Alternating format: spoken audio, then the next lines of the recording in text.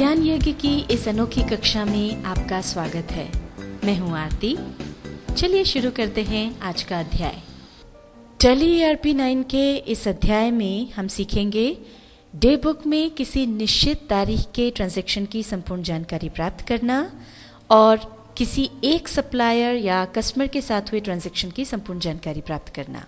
जिस तरह से कि अभी डे बुक में हमने देखा कि किसी भी एक पर्टिकुलर डे की जो भी ट्रांजैक्शंस थे वो हमने देखे और उसमें सारी जानकारी प्राप्त की।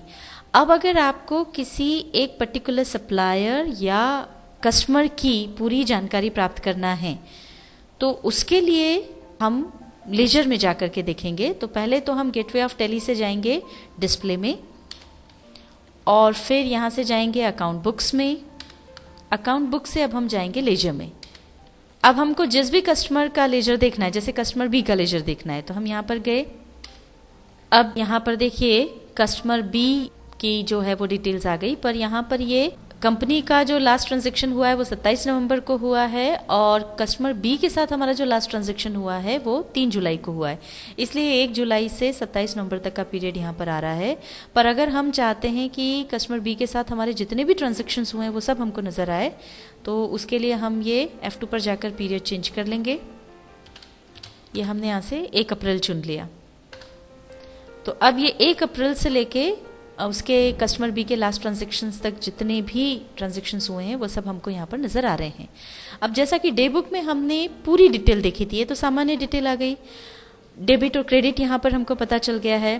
पर अगर हम पूरी डिटेल चाहते हैं तो उस पूरी डिटेल के लिए, जिसमें कि इन्वेंट्री वाइज डिटेल मिल जाए, बिल वाइज डिटेल मिल जाए, तो उसके लिए हमको कॉन्फ़िगरेशन पर जाना होगा F12 की प्रेस करके।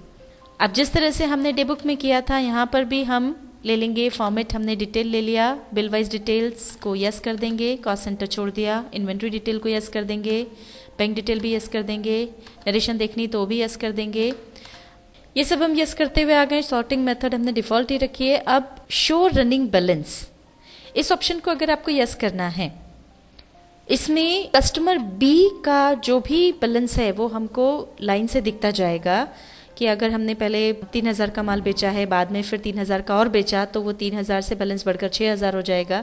इस तरह से वो रनिंग बैलेंस हमको नज़र आएगा। तो इसको अगर हमको देखना है तो यस कर दें। अब आप यहाँ देख सकते हैं कस्टमर बी के साथ हमारे जो भी ट्रांजैक्शंस हुए हैं उसकी पूरी डिटेल यहाँ पर हम देख पा रहे हैं। जैसे 2 अप्रैल को हमने उससे शक्कर बेची।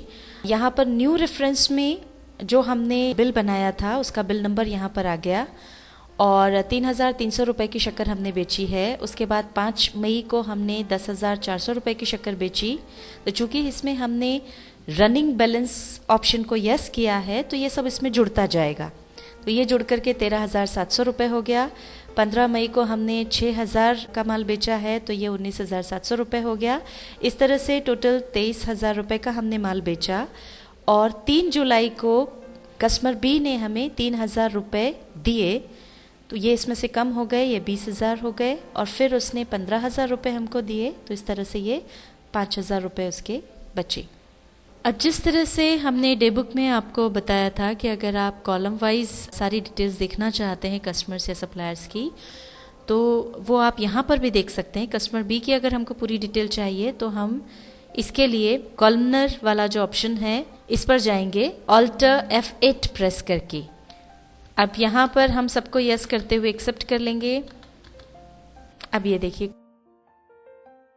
ये सारी क्वांटिटी है, रेट, वैल्यू, ग्रॉस टोटल, ये सारा की सारा हमको यहाँ पर नज़र आ रहा है। अब यहाँ पर हमने उसको जो माल बेचा है उधार में, तो ये देखिए माइनस में ये आ रहा है। फिर हमको ये उसके पैसे मिल गए, तो वहाँ पर ये 3,000 और 15,000 रुपये कैश रिसीव्ड में आ गया। और इधर पीछे सारा उसका जो इन्फॉर्मेशन है, CST नंबर है, पैन नंबर है, ये सारा भी हमको नज़र आ जाएगा। अब अगर हम चाहते हैं कि जो हमने आइटम बेचा है उसकी भी हमको डिटेल मिले, तो उसके लिए वापस हम F12 प्रेस करके कॉन्फ़िगरेशन में जाएंगे और यहाँ पर हम डिटेल चुन लेंगे और इनको यस कर देंगे। तो अब ये देखिए यहाँ पर शुगर बेची या कब राइस बेचा, ये हमको आइटम का नाम भी यहाँ पर दिख जाएगा। अब अगर हमको कॉलम्स नहीं चाहिए तो हम ये नो कॉलमनर पर जाएंगे, कंट्रोल F8 प्रेस करके। तो ये देखिए हम वापस पुरानी स्क्रीन पर आ गए। तो जिस तरह से अभी हमने कस्टमर बी की लेजर देखी और सारी जानकारी प्राप्त की, उसी तरह आप किसी सप्लायर या कोई अन्य लेजर भी देख सकते हैं। और अब यहाँ से बाहर आने के लिए एस्केप की दबाते हुए बाहर आ जाएं। टैली ERP 9 के इस अध्याय में हमने सीखा